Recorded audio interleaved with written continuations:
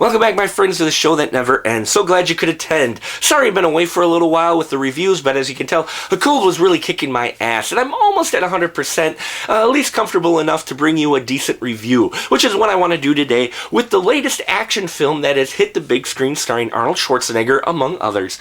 And it's called Sabotage, where we get Arnold Schwarzenegger playing John Breacher Wharton. We'll just call him Breacher for short. And he's head of a Special Forces DEA team that's been taking down drug cartels for many, many years, and they're very good at their job. Well, in their last bust that they have, $10 million in evidence goes missing. And, well, is his team involved? Is it not? The DEA investigates, but they can't find any evidence. But what they do find is soon, one by one, Breacher's team start ending up dead, looking to be appearing as drug cartel hits. Are they drug cartel hits? Is someone else involved? You don't know, and that's part of the mystery that Breacher tries to solve with the help of a homicide detective played by Olivia Williams, and we see how the mystery unfolds.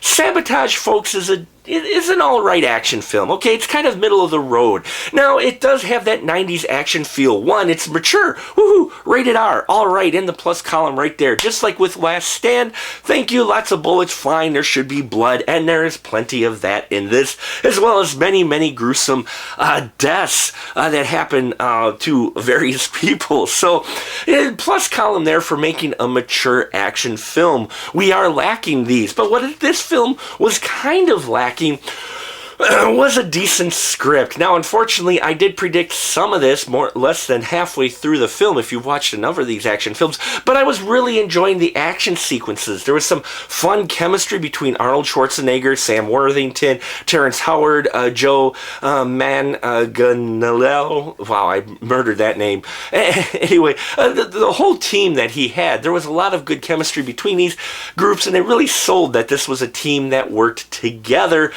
and also a team that was sabotaged, if you will, by this suspicion of the $10 million. But, you know, in general, the action sequences were fun. Felt like 90s action films. Where it was kind of lacking was in some of the plot twists, if you will, the red herrings. Again, I kind of saw one of them coming right away. Didn't quite figure out what the motivation was, but I could see one of the twists.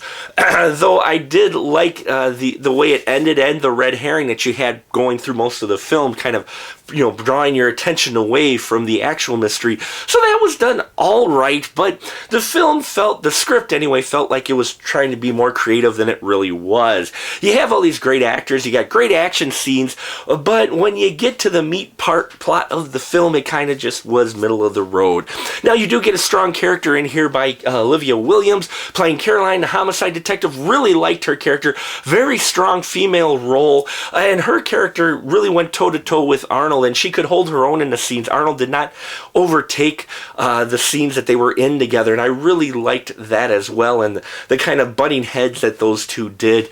I really enjoyed that chemistry there and that dialogue, but it really comes back to the script. But it shouldn't really faze us too much or surprise us, considering David Ayer, who directed this, co-wrote it with Skip Woods. And where I was going with this is Skip Woods wrote the script for A Good Day to Die Hard. Yes, that's right. So this one was better than A Good Day to Die Hard, I will say that, though, it did kind of have the feel of the 90s action film with the missing of the snappy one-liners going on, okay? So it's a mixed bag with this one. Unfortunately, I had to go middle of the road. Enjoyed the action sequences. Enjoy seeing Arnold in full swing. But where The Last Stand knew what type of film it was, it really played off of that and really was a fun film. This was an alright film that I think took itself a little too serious in parts. And while it is a dark and mature film, which I'd give it props for, I just wish the plot had been just a little bit better. better and a little less predictable than it was. In the end, though, I did give Sabotage 2.5 stubs, okay? Not quite 3 for me. I wanted to give it 3. I really did. But at the end, when the film ended, I felt like this film could have gone in a completely different direction, based off of how they set up the characters, and it would have been a better film. Now, I don't want to try to spoil too much for you. If you are interested, I would say go to a matinee. Don't pay for the full price. Or if you're in Wisconsin, wait for $5 Tuesdays. It's definitely worth that if you want to see Arnold and some kick-ass action scenes that actually have blood with bullets flying around.